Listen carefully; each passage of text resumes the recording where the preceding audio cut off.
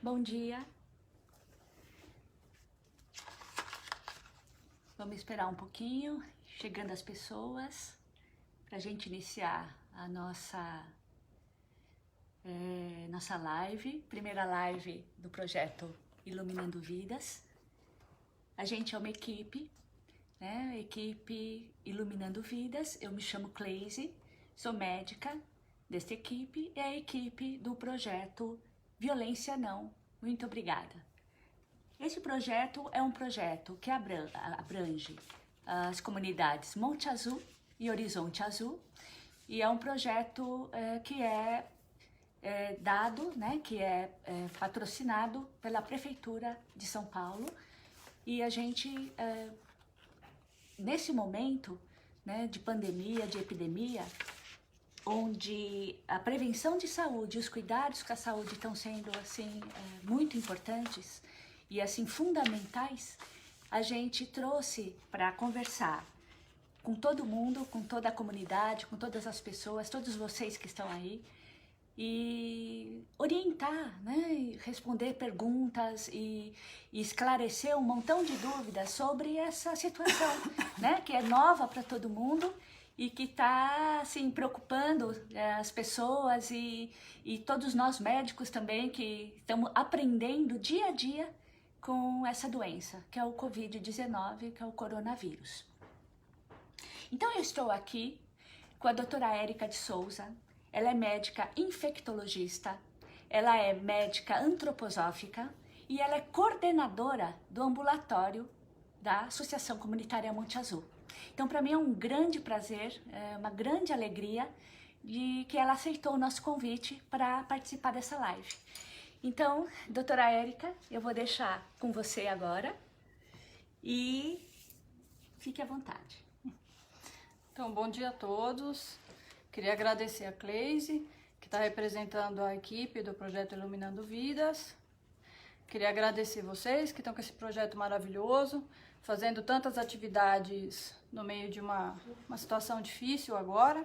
E vocês com muita personalidade têm conseguido estar atuando com todos do projeto e agora pela internet indo além disso. Então, queria agradecer o convite. Para mim é muito bom poder falar um pouquinho sobre a situação que essa epidemia trouxe, né, para o nosso país e para o mundo todo. Eu acredito que uma das maneiras de lidar com isso é com informação, e hoje em dia é bastante complicado a gente lidar com informação. Então, a gente aqui como corpo, né, de pessoas juntas, a gente procura sempre nos proteger em relação a isso.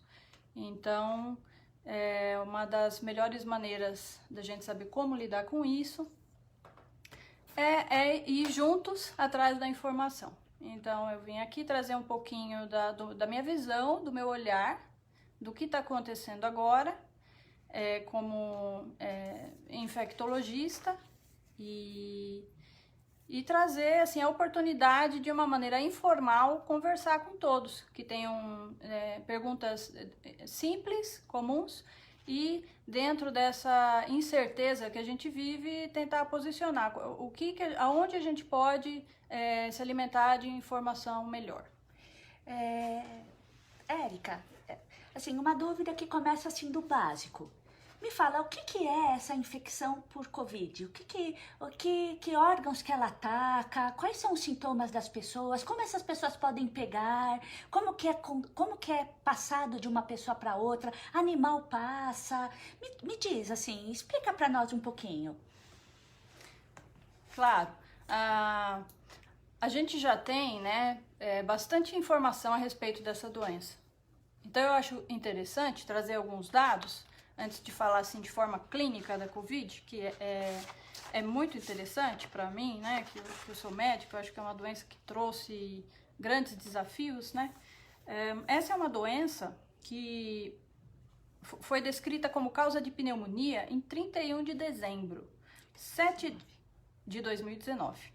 7 dias após, o vírus foi identificado. Então, muito rapidamente identificaram como vírus.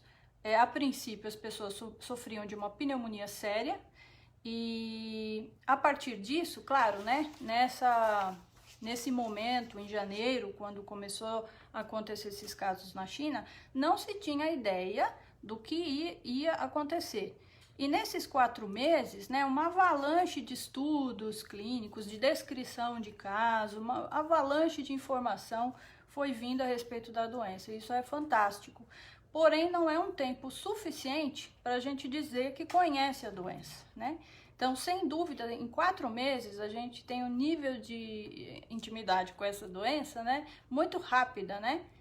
E acho que o nosso país tem aí que aproveitar a situação de estar num momento onde vários outros países já saíram. Então, a gente está com um nível de informação melhor, com uma possibilidade melhor de identificar clinicamente como que é a evolução da doença e poder ter uma medida de ataque ou um manejo um pouco melhor, né? Claro que acredito que o manejo daqui a 2 meses seja melhor do que o atual, mas a gente já tem algumas informações a respeito da Covid clínica hoje, que já nos permite atender melhor os doentes nas fases de complicação.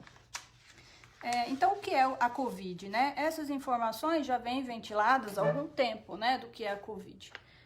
A Covid, ela faz parte é uma infecção viral, que faz parte da família dos coronavírus, que são vírus já conhecidos nossos, que são causas de infecções respiratórias. Isso já se sabia, e a gente teve, além de infecções que não são de grande monta, a gente teve as epidemias pelo SARS, que gerava síndrome da angústia respiratória aguda, e eu tenho aqui um dado que eu acho interessante colocar na hora da gente falar da nossa situação. O SARS-CoV, ele foi responsável por essa epidemia de síndrome respiratória aguda em 2002, e ele foi responsável, se não me engano pelos dados aqui que eu coletei, por aproximadamente 8.000 infectados no Brasil, com 800 mortes. Essa epidemia gerou 800 mortes e ela se tornou controlada em 1 ano. Então, olha como é diferente essa nossa infecção agora.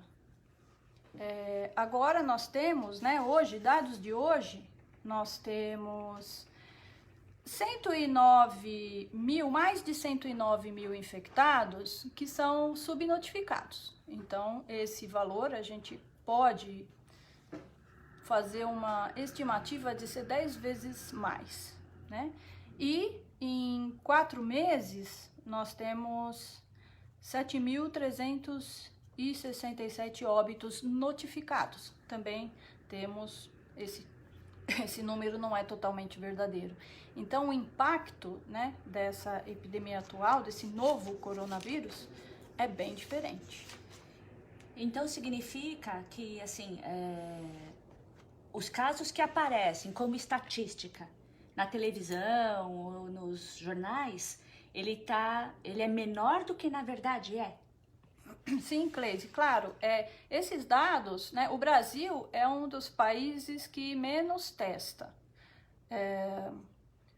Então, assim, nós temos uma visão muito cega, né, do que realmente acontece. Uma das medidas que estava sendo bastante anunciada é de testar. Então, quando você testa, você consegue fazer toda a sua estratégia de controle disso, né, com base nos números e nas medidas com essas pessoas que você está identificando. Uma das medidas, inclusive, de relaxamento do isolamento, ela é baseada no número de testagem. Então, essa ferramenta que a gente não tem no momento, ela é crucial e a gente não consegue contar com isso. Então, esses números são importantes, né? Eu acho que é importante a gente não negar os números, olhar de uma maneira fria e estratégica, sabendo que eles estão muito menores do que a realidade, sem causar com isso nenhum tipo de desconforto. A ideia realmente é traçar estratégias, né? E a gente está com esse número muito defasado, a gente não vai conseguir especular coisas com um número muito pequeno como esse. Tem uma pergunta aqui que eu acho interessante, que faz justamente no ponto da infecção. Como que eu posso saber se eu estou com coronavírus? Como que são os sintomas e o que eu devo fazer? Os principais sintomas da infecção, já faz algum tempo que as pessoas têm divulgado, né? O coronavírus, ele dá febre, tosse, dor de garganta, é como uma infecção viral comum. Caracteristicamente, a gente está notando que bem característico a perda do olfato e do paladar. Isso é um sintoma bastante característico, diferente de outras infecções respiratórias que não dão com essa intensidade. Podem ter quadros de diarreia, a dor de cabeça e a dor no corpo é bem marcada, e a tosse, ela tem a característica de ser seca, uma tosse mais seca, mais irritativa. Então, assim, os dados da infecção, eles acontecem do 3º ao 5º dia, né, o quadro agudo, né, como se fosse um resfriado. Então, esse quadro, ele pode ser leve, e as pessoas podem ter uma variação desses sintomas, sendo que a febre é um sintoma bastante comum, mas ele não está em 100% dos casos. Então eu pego a gripe e fico uns 3, 4 dias sem ter sintoma nenhum? Você pode ter o período, né, antes do contágio, de fase completamente assintomática, pode ser de 2 a 3 dias. Você pega e por 3 dias você não tem nada. Lá para o 3º dia você deve de começar a aparecer os sintomas, que eles podem ser leves ou mais evidentes. E esses sintomas, se você só tiver a clínica da primeira infecção, dessa infecção viral, esse componente de uma virose, vai te dar um quadro respiratório que por volta de 5, 7 dias, como um resfriado comum, ele deve ir melhorando.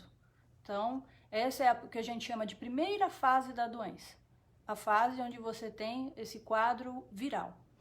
Normalmente respiratório, tem pessoas que não têm respiratório e pegam o intestino e tem uma diarreia.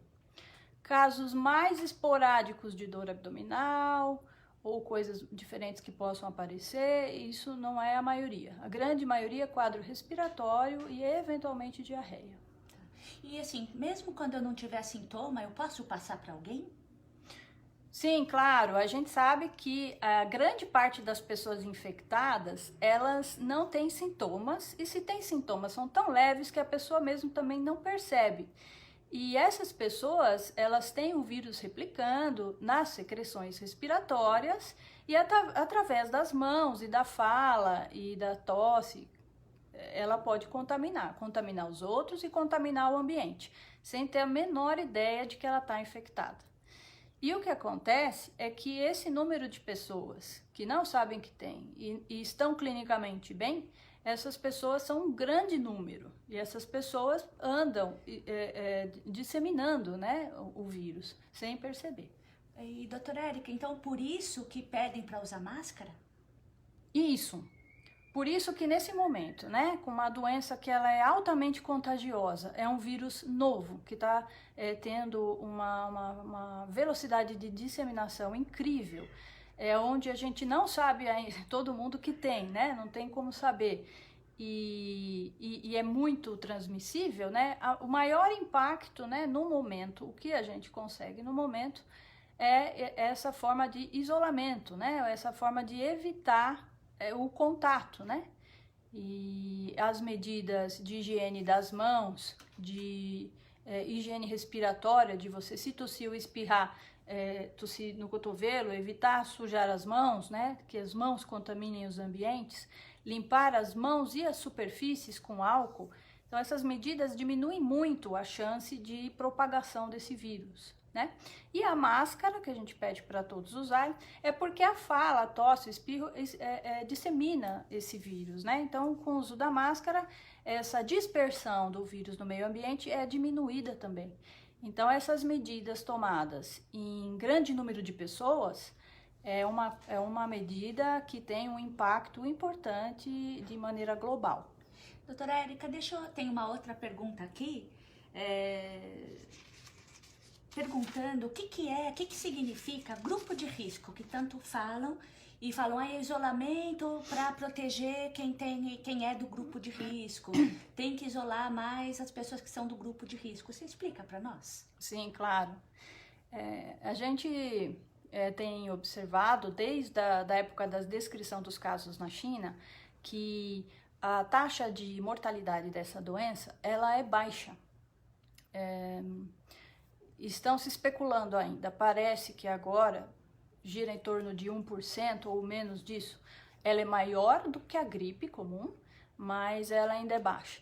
Porém, conforme a faixa de idade e comorbidades, essa mortalidade aumenta muito. Então, as pessoas que tendem a desenvolver alguma complicação que possa evoluir mal e que possa vir a óbito, acontece geralmente em pessoas acima de 60 anos e principalmente com comorbidades, principalmente hipertensão arterial, diabetes, doenças pulmonares crônicas anteriores, tabagistas e, eventualmente, pessoas que tenham algum comprometimento imune, sendo que essa faixa não é tão acometida quanto os hipertensos, cardiopatas e diabéticos. E falam uma coisa, chamam isolamento vertical. O que significa isso? Isso funciona? Em relação a medidas de estratégia de controle da pandemia, existem países que adotaram a medida do isolamento vertical, ou seja, isolar essas pessoas que são grupos de risco, né? Se deixar essas pessoas isoladas, teoricamente, a gente vai trabalhar com uma taxa de mortalidade menor e não vai ter esse impacto previsto. E aos poucos as pessoas vão adquirindo imunidade da doença. Porém, essa estratégia foi tentada em pelo menos 3 países e pelo curto período que se tentou fazer isso, não teve impacto, né? E essa doença, o crescimento dela, ela não é lento, é abrupto. Então, quando você perde 2 semanas de medida, 2 semanas de uma atividade dessa, o erro, arriscar isso, o erro de uma medida dessa, pode aumentar muito o número de mortos. Não só aumentar muito o número de mortos em relação à própria capacidade de adoecer dessa doença, mas com a incapacidade de tratar pessoas doentes. Porque uma coisa são pessoas que morrem porque complicaram, foram assistidas e não resistiram. Outra coisa são pessoas que chegam no lugar e não conseguem ser atendidas da melhor forma. Então, talvez elas até não fossem morrer, mas como não tiveram assistência adequada, morreram por falta de assistência. Então, o grande problema de traçar estratégia hoje em dia com as medidas é que as medidas que são eficazes são muito duras para nós, são muito duras e custam caro. Porém, essas medidas, se não forem adotadas, o impacto disso é desastroso e é rápido. A gente não consegue ter tempo suficiente de correr atrás. Então a gente pode assim concluir, né, do ponto de vista médico, que quando a gente fica em isolamento em casa, porque é chato ficar em isolamento, né? Mas a gente, antes de mais nada, tá protegendo a gente, mas tá protegendo o outro também. Sim, claro. Essa pandemia, ela é muito interessante porque ela traz para o debate muitos assuntos da ordem médica, da ordem comportamental, social, antropológica, humana, espiritual, humana, de relacionamento, de respeito. É uma doença que traz esse debate constante. Então, assim, as medidas, né, um grande infectologista que eu conheço lá do Emílio Ribas, o Dr. Jamal, ele disse no começo já, né, fazer esse sacrifício do isolamento é um ato de amor e é um sacrifício, né? Sacrifício é um ato de amor. Não é fácil, existem nichos que isso é mais ou menos fácil, mas realmente, né, fazer o isolamento, né, da maneira melhor possível. Pode-se até otimizar como vamos fazer isso, né, com uma correção para cada região, mas é necessário. E as medidas de proteção e de uso de máscara é um ato de amor, né? É um ato, assim, uso máscara para não contaminar a atmosfera que todos vivemos, né? Para deixar esse ar mais puro. Tem uma pergunta até de um colega, uma pessoa que está nos assistindo, o Mundilo. Qual o papel da nossa sociedade diante do Covid nesse momento? Qual seria o papel da sociedade? É justamente isso que você está falando, eu acho sensacional. É muito bonita essa resposta. Eu vou colocar a minha opinião. Eu só estou vendo aqui que Oi Valéria, está perguntando se foi comprovado que a pessoa que teve o Covid foi curada. Se existe a possibilidade de ser contaminada de novo. Nós tivemos essa pergunta mandada por e-mail para nós. Então a gente vai falar, Valéria, daqui a pouquinho. Então a pergunta, né, eu não sei quem é o colega que fez a pergunta sobre qual é o recado, né? Toda pandemia, toda infecção viral que acomete populações, ela traz consigo uma informação, um recado para a humanidade. Esse recado normalmente é um espelhamento do seu próprio comportamento enquanto humanidade. Então, assim, esse seria um outro assunto que a gente poderia pegar outras epidemias, como a do Zika, por exemplo, que acho que foi muito significativa, eu fiquei com isso na minha cabeça. Mas falando da Covid agora, o que isso nos exige, né? Isso nos exige que fiquemos isolados, que façamos um sacrifício, que fiquemos contrariados, né? Vamos ter que lidar com algumas contrariedades, que a gente tem que procurar manter um equilíbrio nessa situação, que a gente faça, as medidas que a gente faz em torno do coletivo, né? É como se chamássemos a pulso para olhar para tudo, para todos, né? A imagem das grandes cidades, dos grandes cartões postais vazios, é uma coisa muito impactante. Você vê Veneza com a gôndola vazia, enfim, é uma coisa que não tem como não refletir, né? O que isso diz para nós? Então, nesse recolhimento, que é um limiar, é uma situação de limiar, né, de reflexão individual, vai exigir a resiliência, vai exigir compreensão. E acho que a gente está aí a gente vai ter que embater agora, né?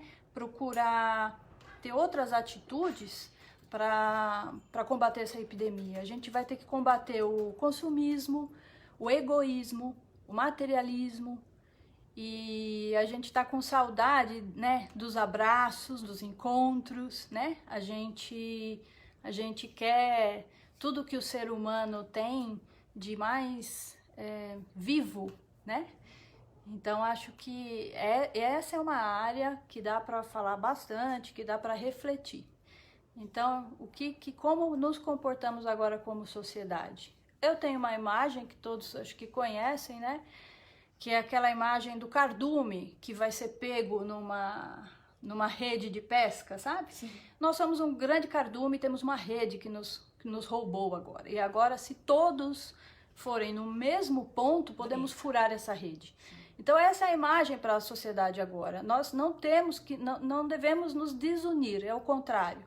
A gente tem que ter esse tempo para nós, refletir, né, ter um equilíbrio numa situação difícil, sem negar a dificuldade do momento, e juntos, né, em união, né, desenvolver por dentro, né, esse amor, esse equilíbrio numa situação difícil, né, trazer um lado bom de tudo isso através das artes, dos encontros, usando a tecnologia a nosso favor, e acho que é um esforço de comunidades, de pessoas. Nada vai ser, não existe um salvador. Outra pergunta aqui do Gabriel. Olá, doutora, bom dia. Gostaria de saber se teria algum prazo para a finalização de tudo isso E você teria alguma informação sobre o avanço das vacinas? Sim, muito interessante, né? A gente já foi perguntada sobre isso em outra oportunidade, né? Acho que faz o que, um mês, Cleise, né? E eu falei, nossa, eu não tenho ideia, né? Eu tinha uma ideia a princípio de 4 a 6 meses, né? Disso desde que isso começou. Os conhecimentos médicos estão sendo feitos dia a dia, né? É impressionante esse momento, É uma né? informação construída, né? Uma informação então construída. Vamos ver, né, o que tem para hoje, né? Então, assim, com esse cenário, o que acontece? A gente saiu de um cenário onde a gente fez uma medida de restrição precoce na ideia de achatar a curva, né? Acho que vocês sabem desse conceito. Isso foi conseguido de uma maneira boa e até que persistente, né? Conseguimos achatar, o desfecho ruim está acontecendo, mas de uma maneira não tão ruim quanto a gente previa. É ruim, mas não é tanto. Porém, depois de 40 dias de quarentena, todas as dificuldades de manter esse estado, né?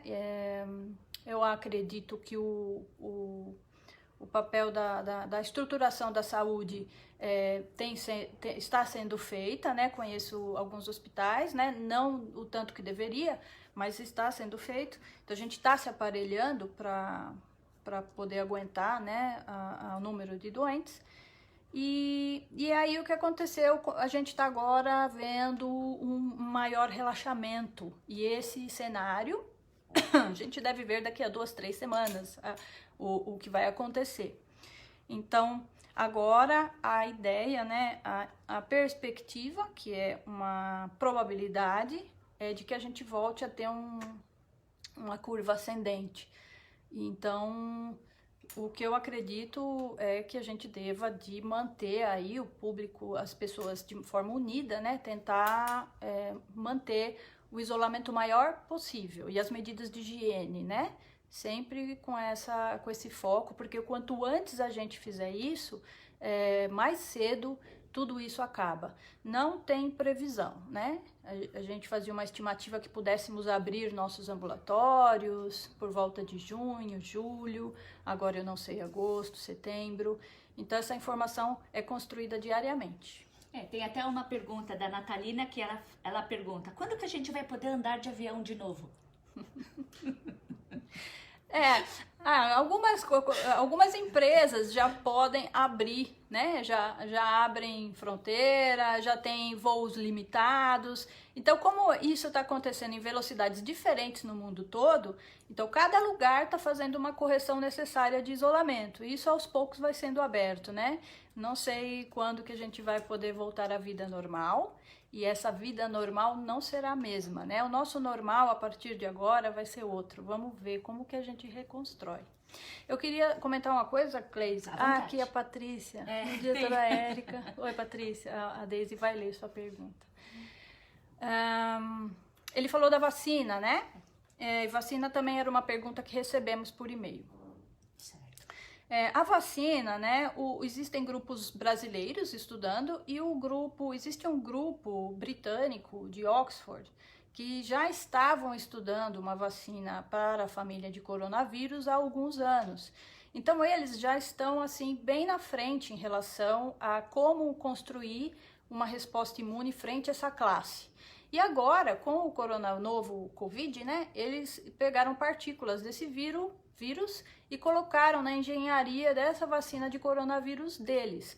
E eles estão fazendo testes. Então, assim, pegaram toda uma tecnologia que já vem sendo estudada há alguns anos.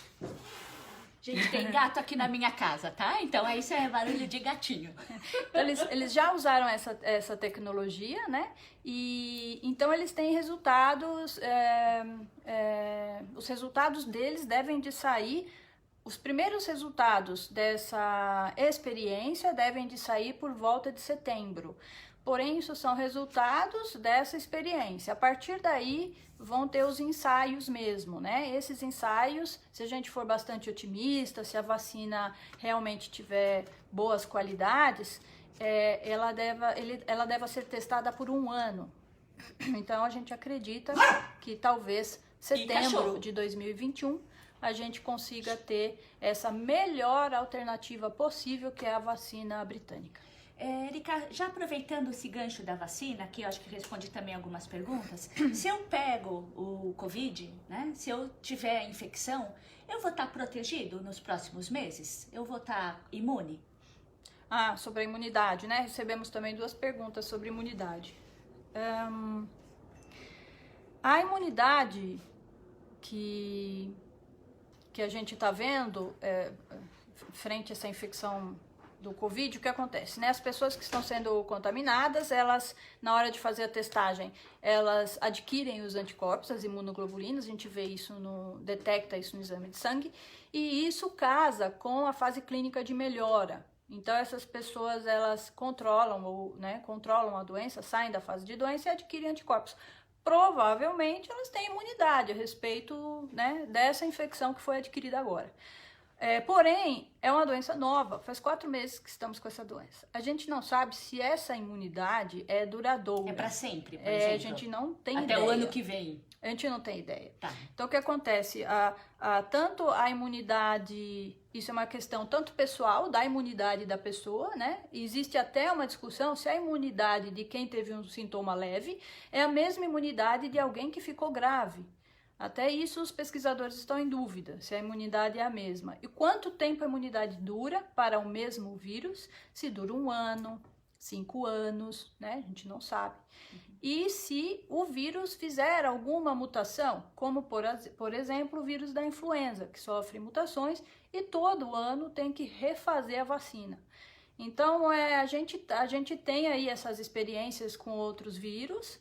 A gente acredita que essas pessoas que estão imunes agora tenham imunidade, mas não sabemos por quanto tempo. A gente não pode definir uma estratégia de rebanho com uma imunidade que a gente não sabe quanto tempo dura, né? Porque o impacto, é o que eu disse, o impacto de um erro estratégico de um vírus que atua tão rapidamente pode ser desastroso, né? Então a gente ainda não sabe, né? Provavelmente da imunidade sim, mas não sabemos por quanto tempo. Certo. Você podia falar um pouquinho? Aqui tem uma pergunta. Na realidade, são 2 perguntas que acabam ficando numa só, uma da Carla e uma da Bruna. Porque tem pessoas que só têm sintomas leves e outros nas mesmas condições, né? Ela deve estar falando idade, gênero e tudo mais. Desenvolve quadro tão grave. E a Bruna pergunta: pode falar um pouquinho sobre vulnerabilidade de criança com bronquite? Sim. Então, a clínica dessa doença ela é muito interessante, porque a gente falou da primeira fase da primeira semana, que é uma infecção viral, que desencadeia um quadro muito semelhante de outros vírus respiratórios. Então isso acontece, acabou de entrar um invasor no corpo e você demora umas 2 semanas para montar uma resposta imune e controlar esse vírus. Na primeira semana o vírus entra, faz essa disseminação e dá esses sintomas, que devem ser leves. Passando dessa primeira semana, quem não conseguiu controlar a infecção viral, desenvolve alguns quadros de efeito que a gente chama citopático, ou assim, efeito devido ao vírus, que pode ser aquela pneumonia, aquela pneumonite de vidro fosco. A partir daí, essa pessoa pode demorar um pouquinho para criar imunidade eficaz e demorar um pouquinho e melhorar. Porém, essa pessoa que demorou para responder imunologicamente pode complicar. Pode fazer uma pneumonia bacteriana em cima, pode ter alguma disfunção de órgão, por isso que os pacientes que já são doentes nessa hora descompensam. E do 7º dia para frente, a pessoa pode desenvolver uma resposta imune exacerbada. Então, assim, a força de responder contra esse vírus pode ser tão grande que isso gera uma disfunção. Então, você tem os fenômenos inflamatórios muito além da conta. E aí você vai ter lesão em órgãos e fenômenos que são os quadros clínicos diferentes dessa infecção, devido a uma disfunção imune inflamatória. E aí você vai ter todo aquele outro quadro mais grave, mais tardio, você pode ter acometimento cardíaco, acometimento renal, quadros de trombose, enfim, acidente vascular cerebral, e aí você vai ter lesões cutâneas, e aí você desenvolve toda essa gama de clínica que a gente tem visto agora, né? Isso, hoje em dia, com alguns medicamentos, né, que agem nessa fase, ou que agem um pouquinho antes de desencadear essa fase, a gente consegue tirar a pessoa do que é chamado tempestade de citocinas. Tem uma pergunta aqui da Vimala. Como a pessoa pode saber se ela é portadora do vírus? Ela deve fazer um exame de sangue? Muito bem, muito bom. A pessoa, a gente já disse que a pessoa pode estar contaminando assintomática.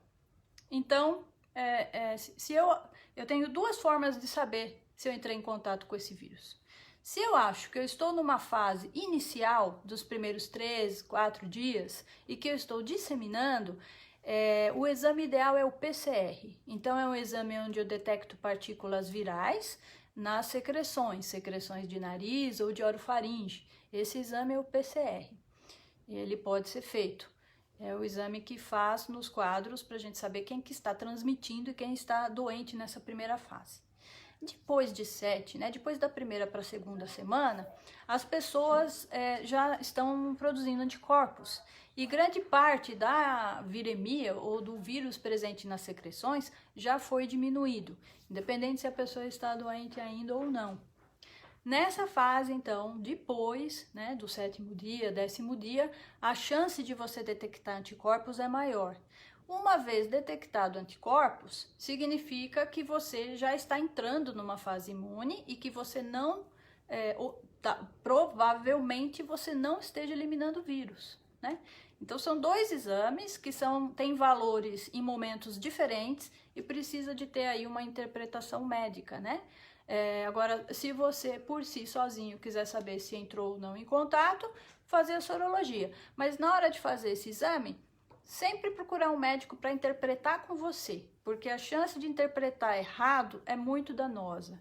Você pode ter um exame negativo e estar numa fase negativa e daqui a pouco ser contaminante. Ou o contrário, você pode fazer um exame e vir positivo e achar que está contaminando e não está. Então, essa análise, né, dos testes é importante que você faça com o médico. Olha, aqui a Clara, ela está agradecendo, né? Bom dia, parabéns pela iniciativa. Muito obrigada, Clara. Ela está pedindo para você falar um pouco como ainda não há nem vacina e nem uma cura, né? Por medicamentos, que depois a gente até pode falar dessas medicações todas que estão utilizando. Mas assim, é importante fortalecermos nosso sistema imunológico. Comer bem, mais natural, beber água, dormir bem, etc. Muito obrigada. Fala um pouquinho sobre isso, Érica, a prevenção. Para a prevenção, a gente já tem uma ideia do que a gente pode fazer, né, para passar um inverno bom, sem gripe, né? É mais ou menos essa ideia, né? O que causa, né, o que faz com que uma infecção viral, um resfriado, nos atinja mais ou menos, né? O resfriado, o nome já diz, resfriamento. Então vem um frio, não só um frio de fato do clima, mas um frio anímico, né? Um frio de estado, né? Então nós precisamos de encalorar-nos, né? Com alimentos, com atitudes, se cuidar, se precaver. A alimentação é muito bom, né? A gente comer coisas que tenham tanto vitaminas. A gente tem vitamina D, na verdade a vitamina D ela melhora a nossa função imune, né? Vitamina C, tem o selênio, uma comida viva, né? Uma comida boa. O que é uma comida viva, doutora Érica? Comida viva é aquela comida que não foi processada, que não é industrializada, que ela vem de uma feira, que ela vem com características frescas, que ela não foi processada, que ela não tem agrotóxicos, que ela não tenha contaminantes. Eu falo muito que as coisas que a gente pega embutidas, ou de papelzinho, ou pozinho, elas não são boas, porque isso não tem no pé. Então, quando você pega as coisas que estão no pé e são frescas, isso é comida boa, comida viva, né? Então, cuidar da alimentação. Em relação aos resfriados, à imunidade, todo mundo sabe o papel do estresse, do medo e de noites mal dormidas, né? Ou de excessos, por exemplo, sai no fim de semana, usa muito álcool, no outro dia tá lá gripado, né? Então, assim, excessos, noites mal dormidas e uma alimentação, às vezes, muito pesada, afeta o sistema imune, né? Vai sobrecarregar e você fica mais propenso a adoecer de maneira geral. A Covid é a mesma coisa, né? Então a gente tem que fortalecer os pensamentos antes de dormir, um bom sono, combater esse estado de medo. Isso é uma coisa que a gente precisa fazer, né? Sem negar as notícias ruins, temos que falar, ser resilientes. Estamos numa situação difícil, o que podemos fazer melhor hoje? O que podemos fazer de melhor hoje? Então, manter a higiene mental, né? Confiança e amor. O amor traz o calor anímico, né? Mais o que? Então, além dessas vitaminas, temos alguns medicamentos que a gente pode usar no sentido de prevenir infecções. A gente pode fazer, a gente tem isso da Veleda, tem da Aqui tá perguntando, inclusive assim, a Bruna, para esquentar nosso corpo, você aconselha própolis e homeopatia como o ápis, mel? Sim, claro, muito bom. O própolis, ele tem efeito antisséptico maravilhoso e na imunidade. Então, gargarejo com própolis para deixar a via aérea, né, a orofaringe limpa, né, excelente, né, causa imunidade. E para aquecer tem um escaldapé, que é maravilhoso, né, você colocar o pé no balde de água bem quente. Antes de dormir, Érica? Antes de dormir, é muito bom. Agora tá na quarentena, se você quiser fazer à tarde, antes de ver um filme, ou quando o pé tá muito gelado, esquenta, faz esse escaldapé, depois coloca ali num cobertorzinho. É um autocuidado, é um carinho. Estão falando né? escaldapés com gengibre é muito bom, a Daniela aqui já comentou. E para quadros respiratórios, compressas com gengibre também é muito bom. Muito bom. Aqui a gente tá... uma pergunta, né? Por que não ouvimos muito do João Paulo, não ouvimos muito falar de causas de Covid em crianças? Os adultos têm mais probabilidade? Por quê? Olha, isso é um dado interessante, as crianças estão sendo poupadas, não significa que não existam, existem casos em crianças sim, mas existe uma discussão que é por conta da imaturidade do sistema imune, como uma das causas de evolução ruim da Covid nos jovens é essa resposta imune exagerada. Acredita-se que a criança não faz isso, então ela tem algum efeito protetor nesse sentido. Certo. Aqui está perguntando uma coisa interessante, né? Se alguém do meu convívio, na minha família, contrair o Covid, né? O Gabriel Ferretti está perguntando, como eu devo proceder dentro de casa? Muito bom essa pergunta, é muito comum, essa pergunta é comum. Se o nosso país fizesse mais testes, nós conseguiríamos ter mais essa situação, e isso seria uma boa forma de controlar a doença. Então, se eu vamos supor, moro em 4 pessoas, eu, mãe, pai e um irmão, e alguém de casa descobre-se positivo, essas pessoas que moram na casa devem de fazer quarentena juntas. Essas pessoas devem de ficar dentro de casa por pelo menos esses 14 dias para dar um tempo hipotético, uma margem de tempo hipotético de que ninguém mais vai transmitir, né? Considera-se que todos são possíveis contaminados, né? O grau de contaminação de quem mora junto, o risco já aconteceu. Então, essas pessoas juntas por um período de 14 dias em casa Por que a melhor... 14 dias, Érica? 14 dias uma estimativa do tempo que vai da infecção para que você faça anticorpos e pare de transmitir o vírus. Então, é uma estimativa de tempo para que uma infecção subclínica ou uma infecção mais branda. Então é como se eu deixasse de infectar outra pessoa depois desse tempo. O risco de se contaminar por esse contato de casa, o risco de contaminar, desenvolver a doença e passar para outro, ele é abarcado. Acabando por esses 14 dias, teoricamente, quem se contaminou já não vai passar mais, e se não se contaminou, desde o começo não precisaria estar em quarentena. Mas é a medida segura que se pode tomar. A Edilene mandou uma pergunta, né, que eu acho que até você já respondeu. É minha prima, oi Edi. Edilene de Oliveira. Existem pessoas que já podem ter sido infectadas e não terem sentido o menor sintoma e já ter se curado? Sim, muitas. Inclusive, muitos profissionais de saúde que estão nos hospitais falam: nossa, eu já atendi tantas pessoas com a doença que eu não tive nada, mas acredito que eu possa ter tido. E é verdade, isso acontece, né? Mais uma vez, a necessidade de ter testes, né? Os testes deveriam de ser feitos indiscriminadamente para todas as pessoas, para desenhar estratégias de medida, né? De maior ou menor isolamento. E principalmente em pessoas que nessa quarentena ainda precisam lidar com o público, né? Então, os serviços essenciais onde as pessoas lidam obrigatoriamente com o público, essas pessoas deveriam ser testadas, elas podem ter se contaminado, podem nem saber disso, inclusive, e não sentiram absolutamente nada. Isso é possível. Tem uma pergunta aqui que fala um pouco isso, mas eu acho até que seria muito bom, mas vai ser meio improvável. Doutora Érica, é da Mundilo Artigos Sustentáveis para Decoração. Doutora Érica, é indicado fazer o teste nas crianças antes das aulas reiniciarem?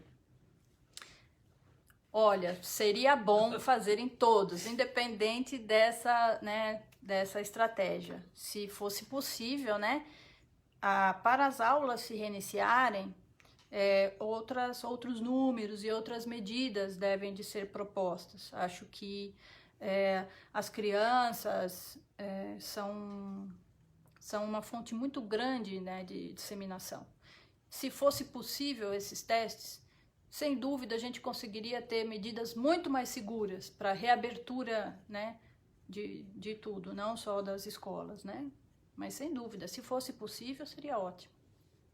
Certo. Tem uma pergunta bastante interessante aqui, da Sônia Manfred.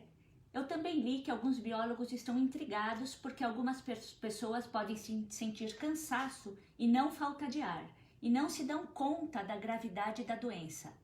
Nesta fase, a saturação do oxigênio no organismo já está baixa, né, levando a sintomas de confusão mental.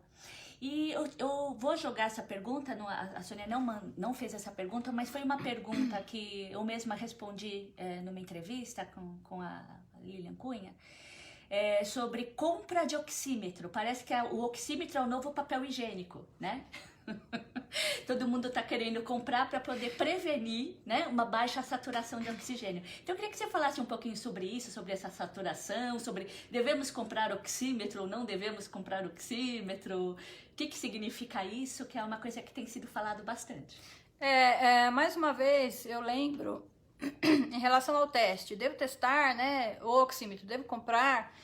Um oxímetro vai te trazer um valor, ele precisa ser corretamente interpretado, né? Não é só você pôr numa tabela, acima de 90, pronto, né? Isso tem que ter um contexto, né? Então, precisa da avaliação. Um oxímetro em casa, para uma pessoa que tem uma assistência médica à distância, vale a pena, porque o médico ou a pessoa não precisa ficar se deslocando. Então, isso é interessante. Porém, se não tiver condições de ter o oxímetro e a pessoa não tem esse contato médico fácil, é importante que com algum sintoma, né, que seja cansaço, né, a pessoa, na dúvida, procure uma ajuda, um serviço médico. Tem alguns números que o Ministério da Saúde disponibiliza. Se a pessoa tiver dúvida sobre isso, ponha uma máscara e de forma rápida vá até um serviço de saúde e lá eles irão ver a sua saturação. E já vai ter essa interpretação, se isso é relevante ou não. E durante uma fase de dias, né, vamos supor, a pessoa começou com leve cansaço e foi em algum lugar e falou, olha, sua saturação está boa, né? Passa um dia, passa 2 dias, eu continuo me sentindo mal ou parece que hoje não estou muito bem, deve ser visto de novo a saturação, né? É um bom parâmetro para esses casos de dúvida da falta de ar.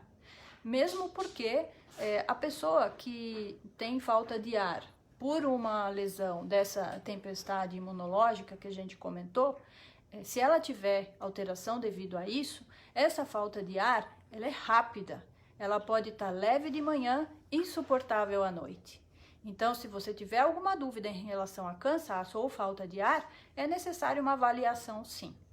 Se tiver um oxímetro em casa, não tira a necessidade de uma orientação médica. Eu vou até mostrar um oxímetro que eu tenho aqui, mas ele tá sem pilha, né? Mas assim, só para vocês saberem o que é um oxímetro, que teve pergunta, o que é um oxímetro, né? Então, é um aparelhinho que você coloca o dedo e ele sai aqui o grau de oxigenação, né? É um aparelho muito sensível, que ele diz mais ou menos se o teor de oxigenação precisa de repor esse oxigênio ou não.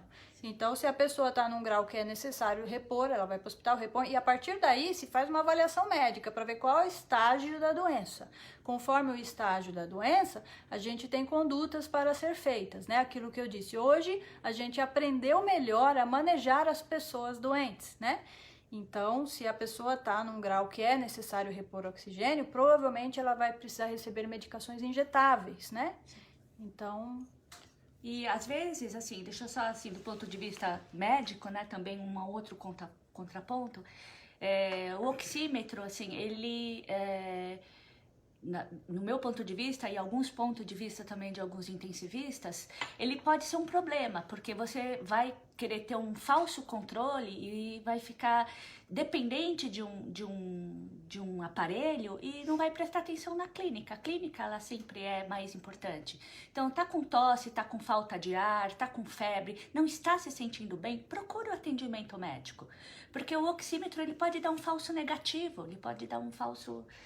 um resultado que no final das contas não vai ser... Precisa avaliação médica. Que precisa uma avaliação médica. Então, essa febre de comprar aparelho dá uma sensação de uma ilusão de um controle que talvez, assim, não seja tão eficaz assim, né? Então, não sei se você concorda comigo, Érica. Não, exatamente, né?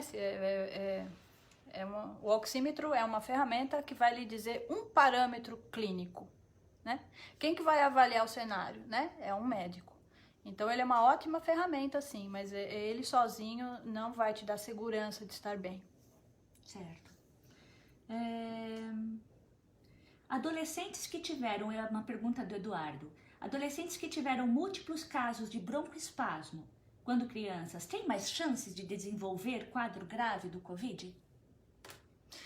Então, quadros de broncoespasmo, se foram isolados, se a pessoa não é bronquítica, né, se ela não tem lesão pulmonar, se não é um bronquítico crônico, ele funciona como uma pessoa normal. O problema de quem tem asma ou bronquite crônica, né, que você tem um pulmão com alguma estrutura já que não é normal, então é um órgão que já está mais fragilizado, né? Qual que é o problema dessa infecção viral? Né? A maioria vai bem, não acontece nada, mas se for complicar, a grande chance de complicar é lesão pulmonar. Então, se o pulmão já não é um lugar muito forte, já é um lugar mais enfraquecido, a chance de ficar doente é maior. Depende de como está esse pulmão, né? Se foi uma coisa isolada lá no passado, isso não trouxe alteração estrutural para o pulmão, isso não vai ter impacto. Tem uma pergunta bacana que sai um pouquinho do Maurício Santiago Marques. Oi, Maurício. Como manter as atividades físicas para o grupo de risco e manter a saúde mental neste momento? A saúde física, para grupo de risco ou não, ela deve de ser corrigida para fazer no seu lar. Eventualmente pessoas saem, eu confesso que fico um pouco incomodada. É claro, né? É o que eu falei, os limites de um isolamento. Como que a gente pode fazer um isolamento o mais sadio possível para que não haja um lockdown definitivo, né? Então, se a gente respeitar um pouquinho o outro, né, a gente pode ter bom senso, né? Você vê que tem atletas, né, bailarinos fazendo os exercícios em casa, né? Então, eu acredito que essas atividades, você pode pegar um funcional, um treino funcional. Hoje em dia, nós temos, inclusive, no projeto, né, fisioterapeutas que orientam atividades físicas online.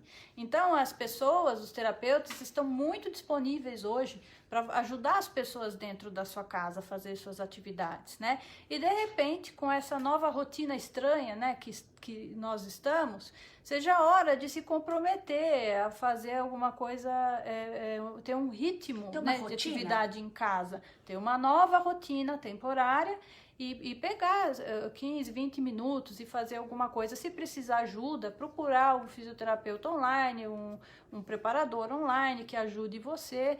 E acho que isso é viável, sim. E tem pessoas que na vida normal, na rotina normal, não conseguiam essa disciplina. E agora, devido à quarentena e devido a uma ajuda online, tem gente que está conseguindo uma disciplina de atividade física mínima. E o que importa não é o tempo, na verdade, é a regularidade, né? Se tiver uma atividade física regular, ela tem um efeito muito benéfico. E nesse mesmo ponto vem a pergunta super importante, que é em relação à saúde mental. A saúde mental ela foi pega em cheia, né, com essa problemática de tanta restrição, de tanta divergência, de medo, né, das informações, dos seus familiares. Então, em relação à saúde mental, isso é uma coisa que a pandemia está chamando a gente, né? Para fazer essa higiene mental que eu falei, essa calma interior, para trazer bons pensamentos, para buscar aonde você se segura, né? Onde é que você se estrutura nos momentos mais difíceis? Como que tanto as bases, né? Você tá com um pensar mais materialista ou mais espiritualista? Isso tá bem equilibrado, né? Dentro da tua prática? Como é que você está atuando na vida? De uma maneira puramente materialista, de uma maneira muito espiritualizada? Isso tá bem balanceado, né? Como tá essa rotina de entrar em contato com o que te dá fé e confiança? E esse é um chamado, né, para fé e confiança, né? O que te dá suporte, né? Cada um tem suas ferramentas próprias, tem sua intimidade maior com alguma linguagem, né? Nós da Monte Azul, o ambulatório da Monte Azul e profissionais do Iluminando Vidas, nós temos uma equipe de terapeutas que está fazendo um trabalho de suporte, né, aos colaboradores e funcionários que estão aí na linha de frente, sofrendo muito de ansiedade, medo. E os nossos encontros, atividades, temos mindfulness, temos desenhos, trabalhamos com terapeutas artísticos, tem psicólogos. Então existe uma rede online que está à disposição para uma conversa. A Cleise também dispôs no site dela reuniões para falar sobre ansiedade. Então, assim, no nosso site nós temos essas possibilidades de atenção e cada um vai buscar a sua melhor linguagem para entrar em contato com essa confiança, né? E afastar esse medo, para que a gente passe por isso da melhor forma possível e sem dúvida a gente vai sair mais forte. Tem até uma pergunta, assim, difícil, né? Feita pela Cláudia, a Cláudia Vivaco de Figueiredo, que ela é psicóloga. Oi, Cláudia! Psicóloga lá no ambulatório. E ela fez essa pergunta, assim, uma pergunta hipotética, mas vale, né, super a pena. Estou descontando minha raiva ou estresse pelo confinamento nos filhos, batendo neles. O que eu posso fazer de concreto para me ajudar a ficar mais calma e não descontar nas crianças? Nossa, que difícil, né? Essas são as situações mais complexas, né? Ficar dentro de casa com crianças que têm uma energia grande, né? E precisam de espaço e não tem, e como trabalhar tudo isso, né? Com os adultos que já estão também numa situação limítrofe, né? Isso é um desafio, né?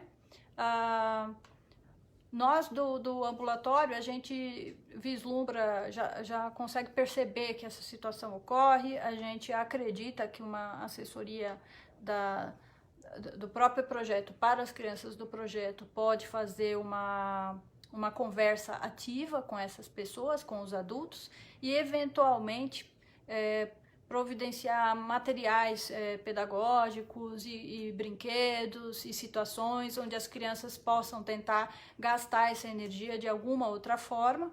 E a situação é bastante complexa, Sim. né? Acho que até, assim, vale até a pena, assim, a gente já está chegando no final, né?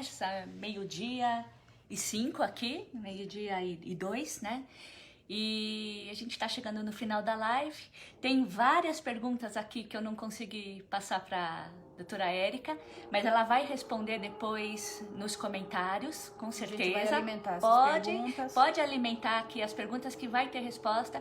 E aí, nessa última pergunta da Cláudia, fica o convite, que a página da Iluminando Vidas tem uma equipe multidisciplinar de psicólogos, fisioterapeutas, médicos, tem 2 dentistas maravilhosos, tem, enfim, vários profissionais, terapeutas artísticos, né, musicoterapeutas, e assim, a nossa disposição em orientar, ajudar, assim, dar um suporte para a comunidade, assim, é muito grande. O nosso calor aqui nesse momento, ele quer ser expandido, né? Então, e a doutora Érica do ambulatório, ela tá numa parceria assim fantástica com a gente.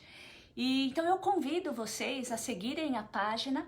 Toda semana vai ter vídeo, a gente vai bolar mais lives, assim, mandem sugestões, né, do que vocês gostariam, do que vocês precisariam para poder, assim, que a gente possa passar junto e ampliar essa rede de solidariedade, que é essa grande mensagem do vírus, de alguma forma, para a gente poder perceber que eu, individual, não sou nada sem o todo e o todo não é nada sem mim.